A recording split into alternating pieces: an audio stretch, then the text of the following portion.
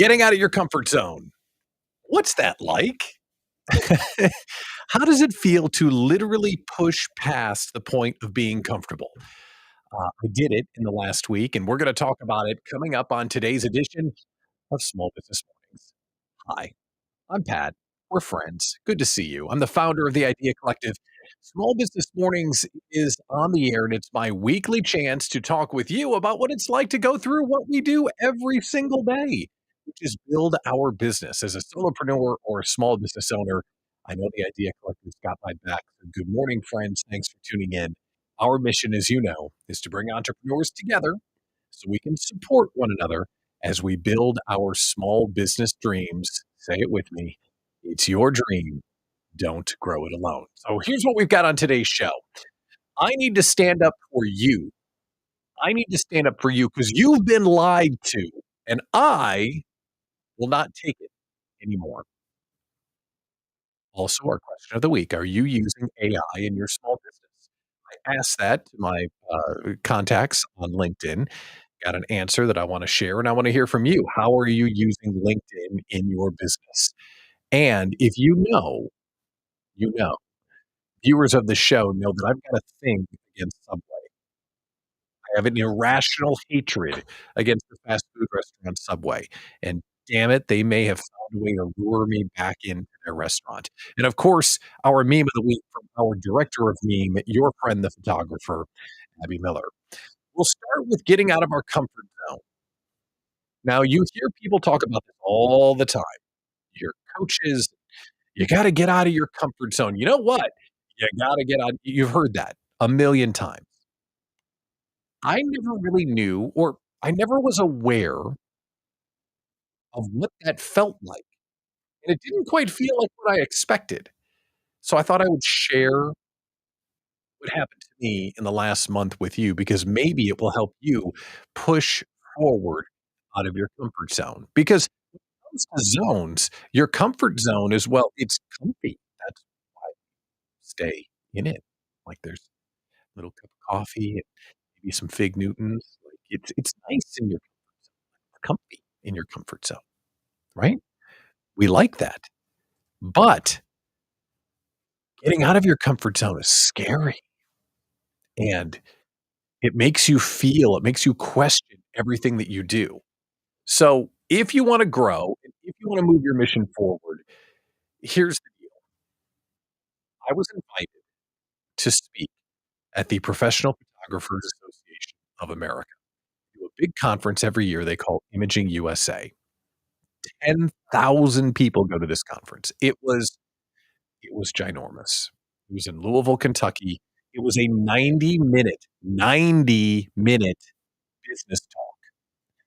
I called it "More Money, Less Work: How to Get More Done." Okay? Great. And when I booked the gig back in August, I think, I thought to myself, "Yeah, speaking, I can do that, no problem. I was on the radio for 20 years speaking, right? Big deal." Like, I literally am a veteran of speaking into the microphone and speaking. I thought it was no big deal, but under the surface, this is way out of my comfort zone. Because right now I'm in my basement, I got a microphone, I'm talking to a screen, you and I are having a conversation, but I can't see you. My entire career was built on speaking to you, but not having to see you respond to what I had said.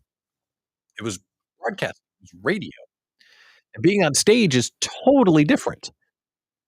And as the dates started to get closer, like October went by and I wasn't working on the talk because I thought, "Well, I gotta get the conference out of the way."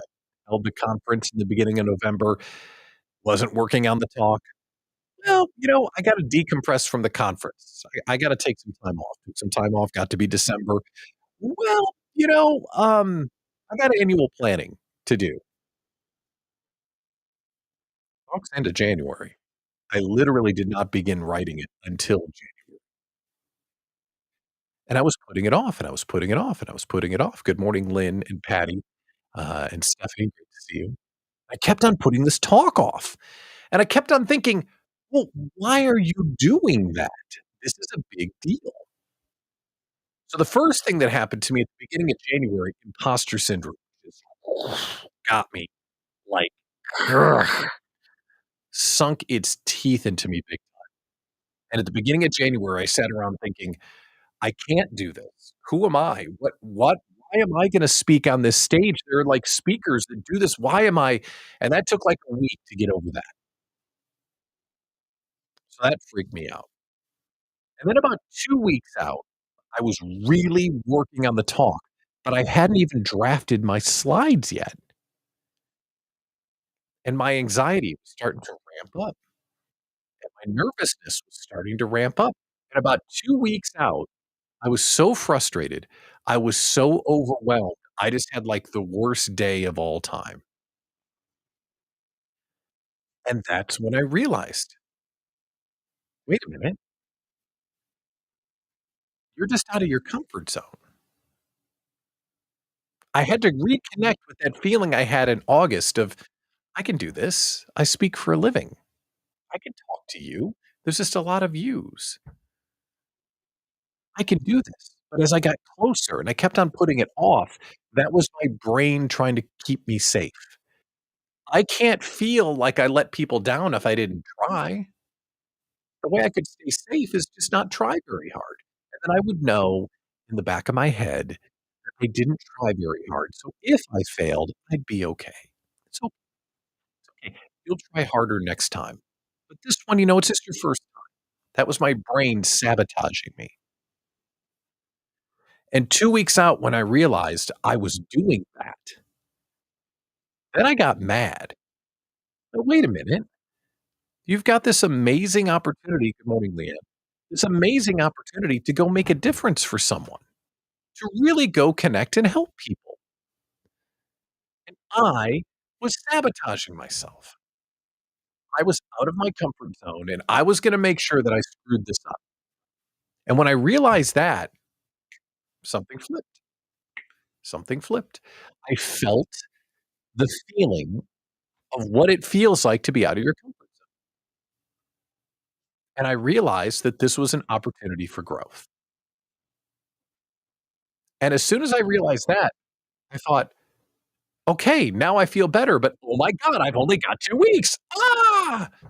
I've only got 2 weeks. Oh my god."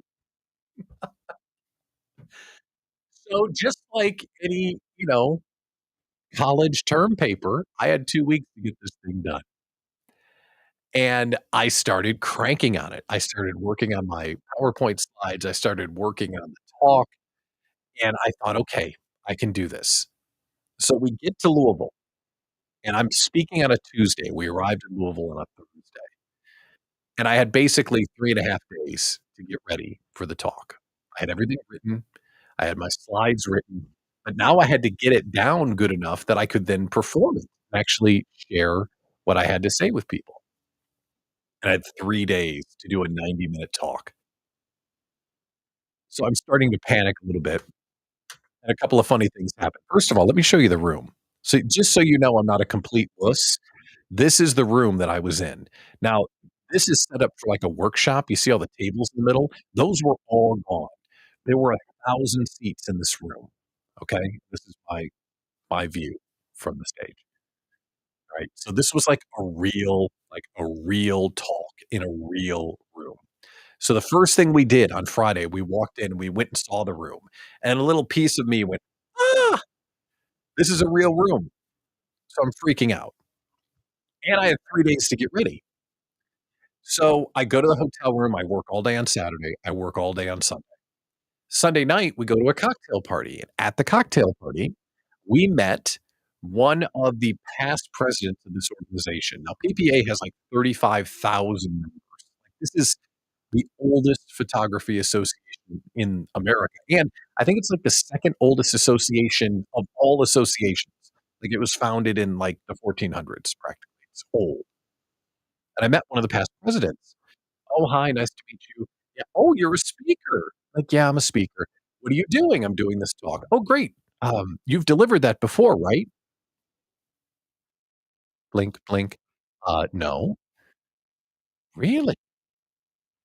Yeah, it's 90 minutes, I'm doing the thing. He said to me, I swear to you this is the truth. He said, "Don't worry, it's only the industry's biggest stage." Blink, blink. So now I'm cramming to get ready, and one of the hoo-has, one of the leaders of the organization looks at me and basically says, "Don't screw this up." So this is Sunday, I'm speaking on Tuesday. So now I'm, like, tripling down trying to get myself ready, thinking, "Oh my god, I can't screw this up." This is Sunday. Monday, I go for my technology check. Now, for those of you that have done presentations before, you know there's a thing called presenter view, where I can show you my slides, and you get to see my pretty slides, but what I see are my talking points. Same piece of software, one side kicks out the slides, one side kicks out my talking points. So I go for my technology check, and I had it all wrong. First of all, I built my stuff in Google Slides, which the AV software doesn't like, and I was using a Mac, which it also doesn't like. So I had the wrong type of computer using the wrong type of software. Who knew? It didn't work. So now I'm less than 24 hours out, and I don't know if I'm gonna get presenter view. So now we're talking 90 minutes, no notes.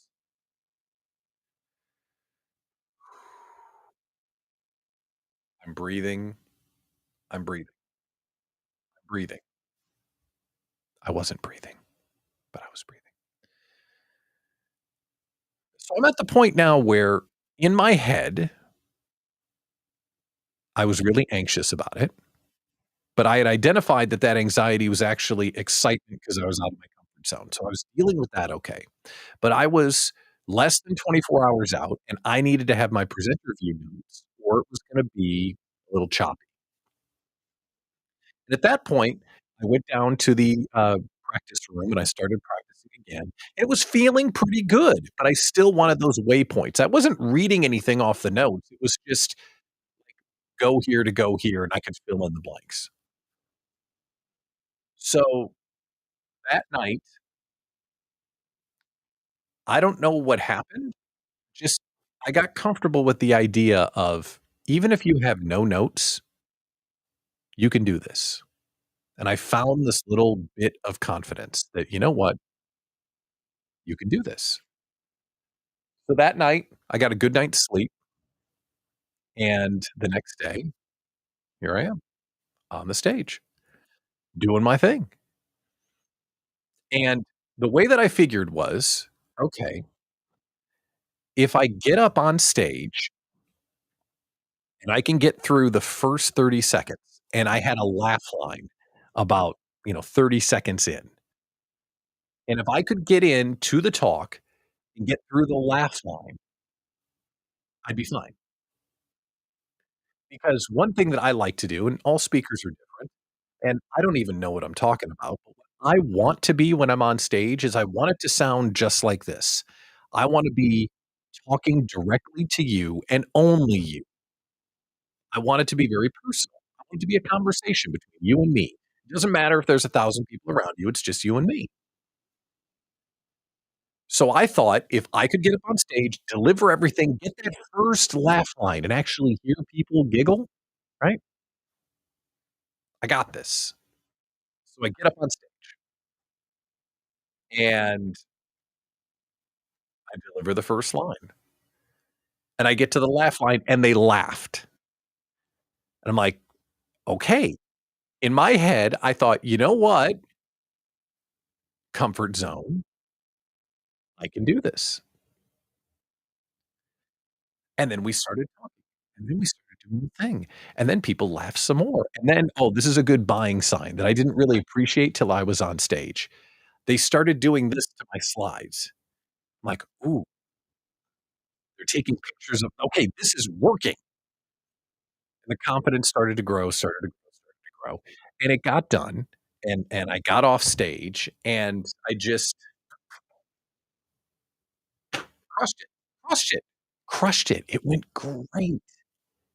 It went great, and I felt so good. Like, there's a buzz. I know why you speakers speak, okay? There's not a buzz when I mean, I love doing this show, and it's great that we have the conversation and all, but when I get off of this show, I don't, like, walk around the house like, "Yes, I crushed my make-believe basement radio show." Like, I don't do that.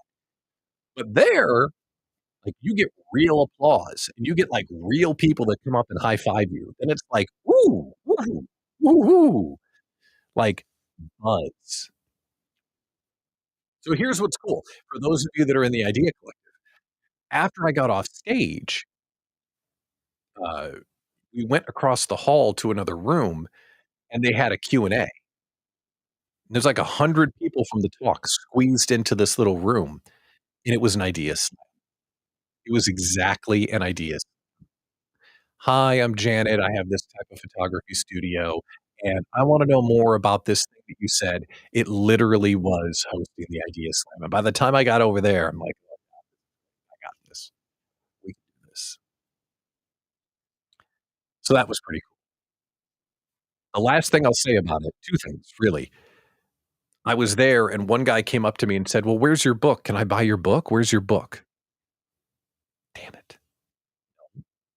So now there's something on the to-do list. So we have to come up with a book for me to write. And speaking's kind of a thing now. Like, I can do this now. So if you know someone that knows someone that has a speaking gig, let your boy know because I'm gonna get out there more often and talk. So I am sharing all of this stuff because the journey that I went through to take on a speaking gig pushed me way out of my comfort zone. And I always thought comfort zone was that moment before you go on stage and you're really nervous about it. That really wasn't it. For me, comfort zone was all of the self-sabotage that I did leading up to the talk. All of the times that I thought, "Yeah, I'll do that later," or "I don't need to practice," or "The slides will be fine." Like, all of that negotiation and bargaining that I did with myself that shielded me from the anxiety and the excitement of actually doing the talk, that kind of idea. "Oh, Ro, you're here, buddy." All About You Media, my new friend, Jero. Nice to see you, pal. Thanks for coming. So, like, this concept, this self-sabotage, now I'm, like, on red alert for this. This feeling of, I'm not gonna do my best because then I can't be hurt if I don't succeed.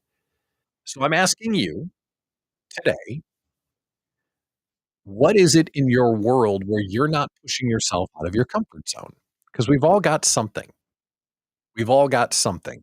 Something that we know we could or should be doing, something that we know would move the business forward. Maybe it's not making sales calls. Maybe it's not rewriting something. Maybe it's not going on stage yourself. Maybe it's not raising your rates. We don't know what it is because all of us have something different. When we know what that thing is, we can be really aware of the self-sabotage that we're doing because you're doing it. We're all doing it one way or another. And I just want you to be aware of it because I was really unaware of all the ways I was doing it, and I'm on top of it now. So it was an incredible experience. It was an incredible experience. I had never done something like that before, and, I can't wait to go do it again. A lot of fun. If you're just tuning in, this is Small Business Mornings. I'm Pat Miller, founder of the Idea Collective. Let's switch gears for a second because you've been lied to, and I feel an obligation to call people out when they're lying to you. I'm not gonna take this lying down. I'm not going to stand by when there's a lie floating around and it's hurting you. It's a despicable farce. It's been perpetuated for 150 years, and I'm just sick of it. It makes my blood boil to hear what's going on. And you know who's doing it?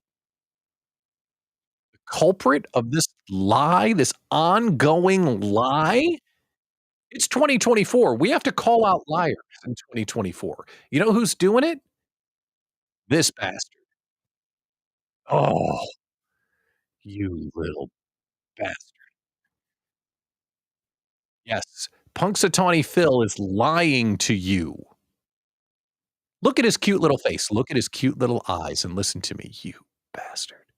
You lying sack of fur.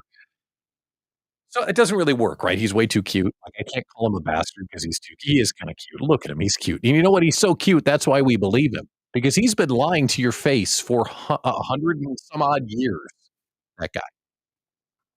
On February 2nd, Tony Phil popped out of his little bastard hole, and he said, "Hey, if I see a shadow, there's 6 more weeks of winter, and if he doesn't, there will be an early spring." Well, this past Friday, that guy, popped out of his hole, and he predicted an early spring, you lying bastard. You know why he's lying to you? Look at him. He's perpetuating look at his little cute face, lying to you.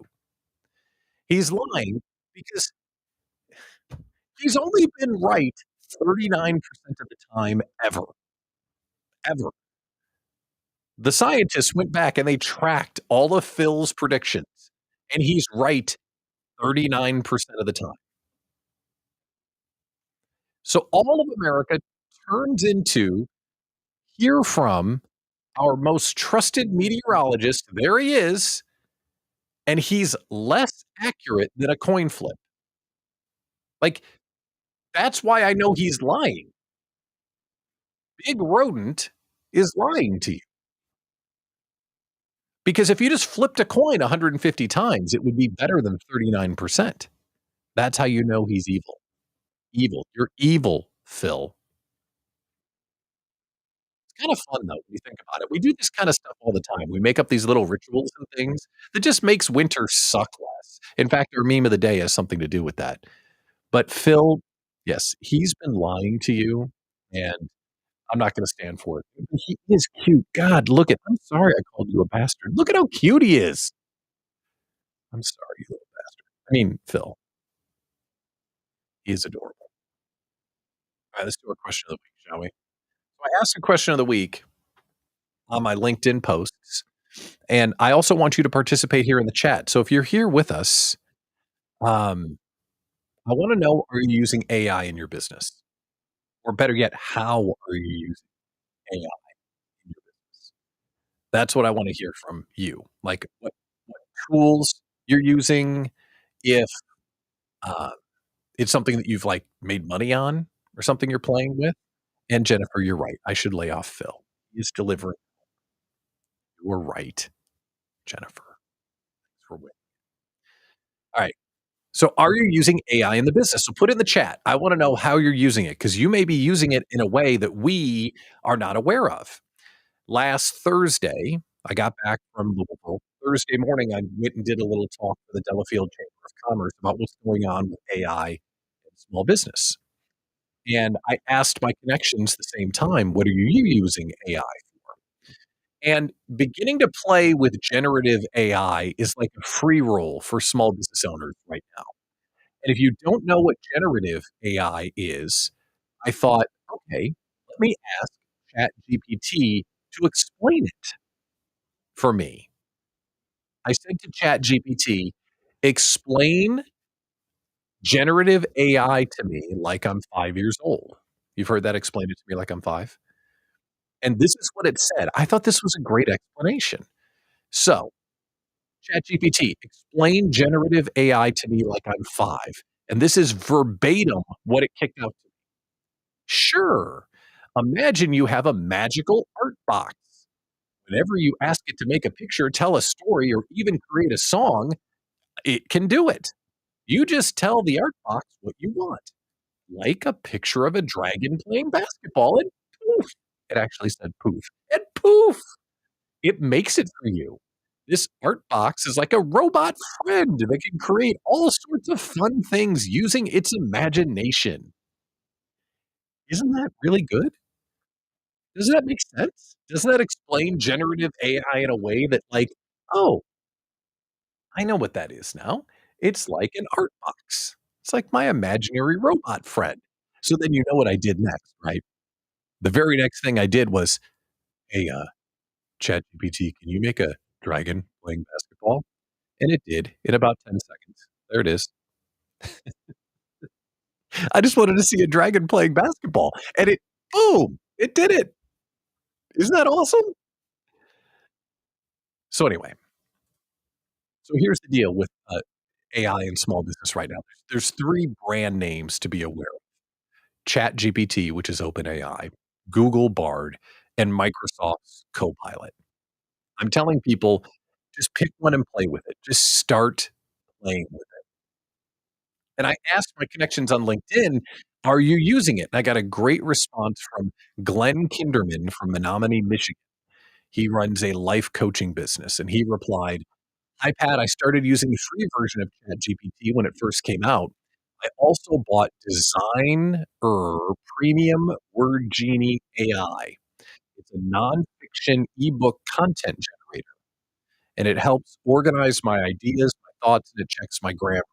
Guilty here. It also phrases content for the audience. The audience I'm targeting. Some consider my specialties as a little bit woo-woo, which prevents the benefits of being experienced by a wider audience, especially businesses. After I finish the books, I will be using it to generate coaching and training programs. I generate presentations, social media scripts, marketing verbiage, and more. The key to using AI is asking the right questions. I'm learning as I go. Awesome answer. Thanks for that, Glenn. Appreciate it. So how are you using AI in your business? Well, of course, Michael Rampolla is using it all day, every day, multiple tools. I would expect nothing less, Michael. Abby says that she says, "I use it in Stephanie says rather, "I use it in Photoshop to quickly take out backgrounds and add new backgrounds. Also in Illustrator to help with some illustration ideas." Aaron says, "AI helps me get my creative juices flowing for content. I also use an AI note taker for video meetings. That's been super helpful." Abby uses it for blogging support and editing. Right, that's a hot topic in the photography circles right now. Let's see. Oh, good. Jennifer's still talking to me after I beat up on Phil. AI used for photo generation, copy generation, Google on steroids. That's the truth. Building a bot of tax reductions. Ooh, deductions. Ooh, nice. So how are you using AI? Put it into the chat box. So here's what I'm telling people to do when it starts to when you wanna adopt AI into the business. The first step of adopting AI is a piece of paper and a pencil or a pen, whatever you prefer. I want you to write down some of the tasks that take up a bunch of time, or some of the tasks that feel repetitive, or some of the tasks that you wish could go faster or you didn't have to do. Because that will give you, like, a target list of things that maybe AI can help you, like the clunky stuff, that stuff that you just hate doing. And then the next thing is just pick one of these AI tools. Don't try and use them all. Microsoft Copilot, which has just been updated, and it's actually so good, it's made the Microsoft Edge browser relevant again. That's how good it is.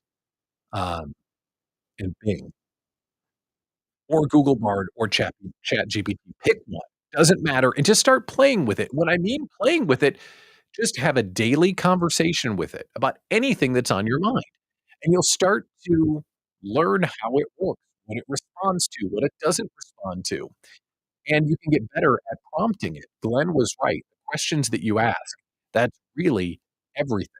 So after you have your list of things you wish could go better and you start talking with it every day, I believe the use case for every one of our small businesses will just emerge. It'll just pop out. You'll realize, "Oh, I didn't know it could do that." And then you could begin using it for that feature. That discovery will come to all of us when we're ready for it. But these time-consuming tasks, those are the things that ChatGPT and the other AI tools are gonna be really good at getting off our plate. So here are some easy things that ChatGPT can do for you right now. Writer's block is now dead. There's no such thing as writer's block. Because if you don't know what to write, you can have a conversation with ChatGPT. You can tell it, "You're an expert writing coach. I need to write an article, but I don't feel inspired. Let's have an inspirational conversation about how I can get back on track." And it will ask you questions like a writing coach so you can get back on track. Summarizing data and transcripts, like Aaron says, you can run AI in the background and leave with a perfectly annotated outline. Editing, content creation, my hero Jack Butcher says, "Find 1,000 ways to say the same thing." AI can help you with that. And then education. Jennifer said Google on steroids. Is exactly right. You can say, like, I'm gonna have a conversation with an accountant, and I don't understand everything that I should. You can even tell it, "I'm gonna have a conversation with an accountant. What are some of the things I should know before the conversation begins?" It will start teaching you what you need to know. And you may know 9 of the 10 things, but that 10th thing will really help you out. So it can be a good partner in that way. And then naming and brainstorming is really good at that as well. So if you're not using it, start using it. And the stakes are really low. Even if you pay for ChatGPT, which I do because it's worth it now that it can search the internet, it's like 20 bucks a month. Because the biggest picture here, and tell me, I want you to hear this.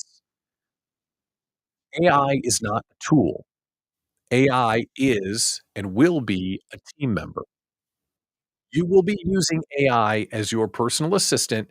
You will have a conversation with it daily or more than once a day, and it will be taking on significant chunks of analysis and tasks inside the business. It's only a matter of time.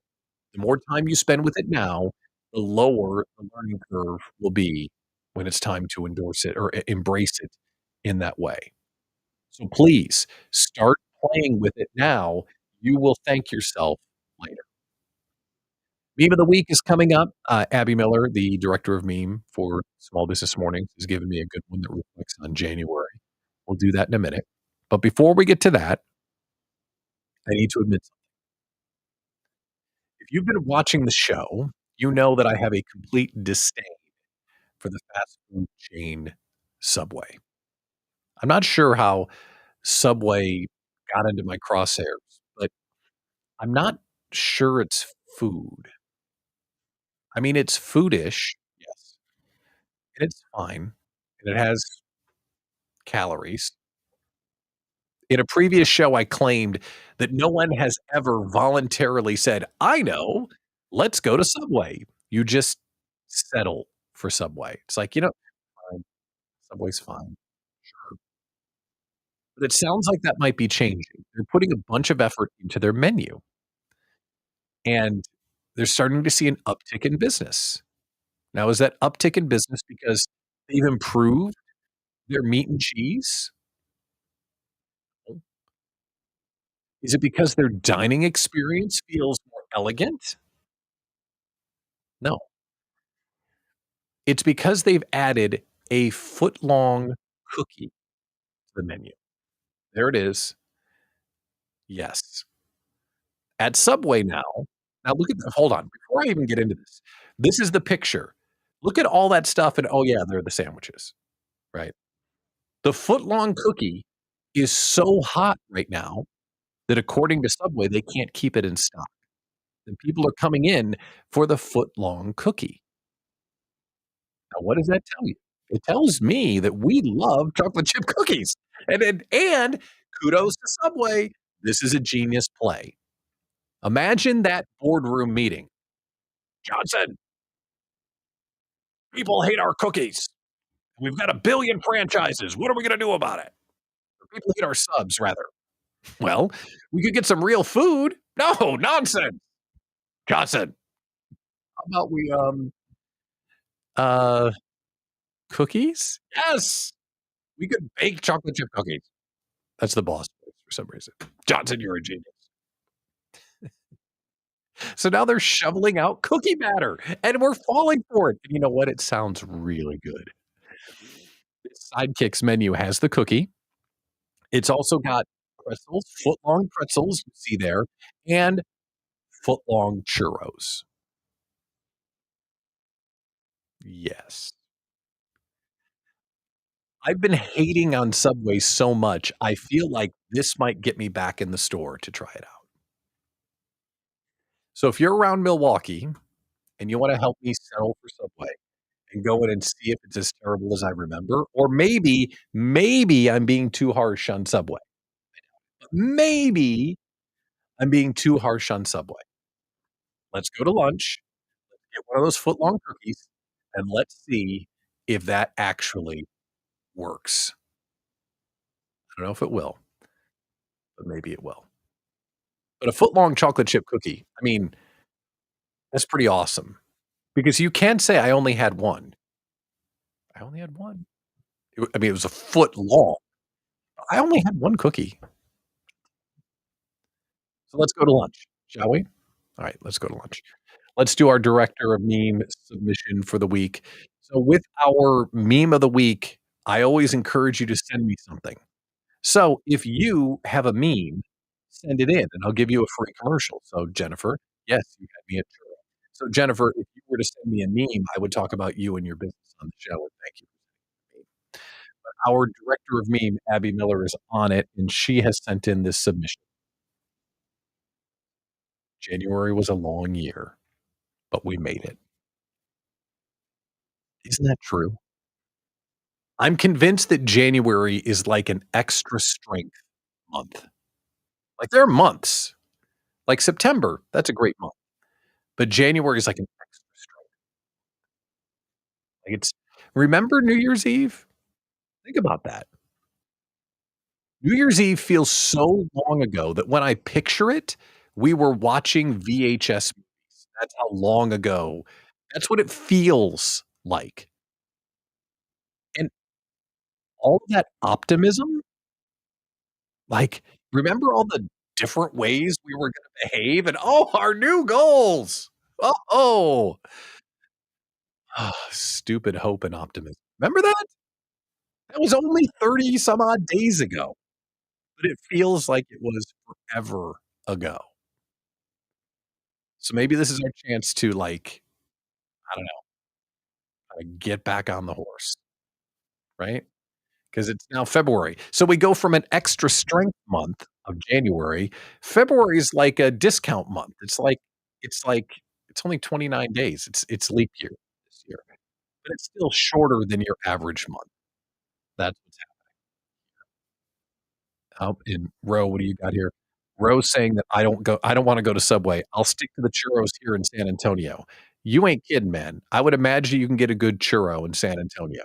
I would imagine it's better than Sub I'll come see you, Row. Take me for some Mexican food and a churro. Will you do that, please? I would love to hang out and eat some of that good stuff. Thanks for the contribution. Okay, so what's left, shall we? I feel like I'm coming out of a cave. We're coming out of January, we're getting into February, we're starting our week, I've got the talk thing behind me, and now we're just moving forward. Coming up soon, we are gonna be announcing the May 1st Small Business Summit, a digital summit powered by the Idea Collective. A couple of keynote speakers are already booked. We're gonna make that announcement in early March. Plus, we are gonna have a celebrity guest inside the Idea Slam on March 10th. More details on that, and we're getting ready for the small business conference in October, booking our keynotes, working on our sponsorships, getting everything ready for our installment in downtown Milwaukee at the Miller High Life Theater. So I'm all about building events right now, getting things ready for a big spring and this fall. What are you working on? We'll close today by talking about what we started today. What are you going to do today, right now? What can you commit to that will push you out of your comfort zone? You don't have to think long about this. There's something you've been meaning to do. There's something that you know is well within your time and talent.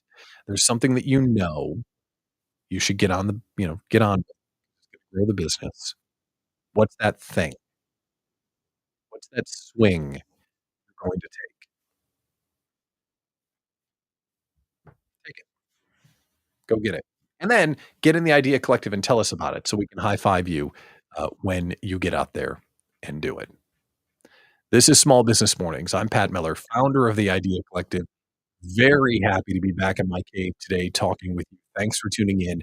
We'll be back right here next Monday, and we'll also talk tomorrow during the Idea Slam inside the Idea Collective.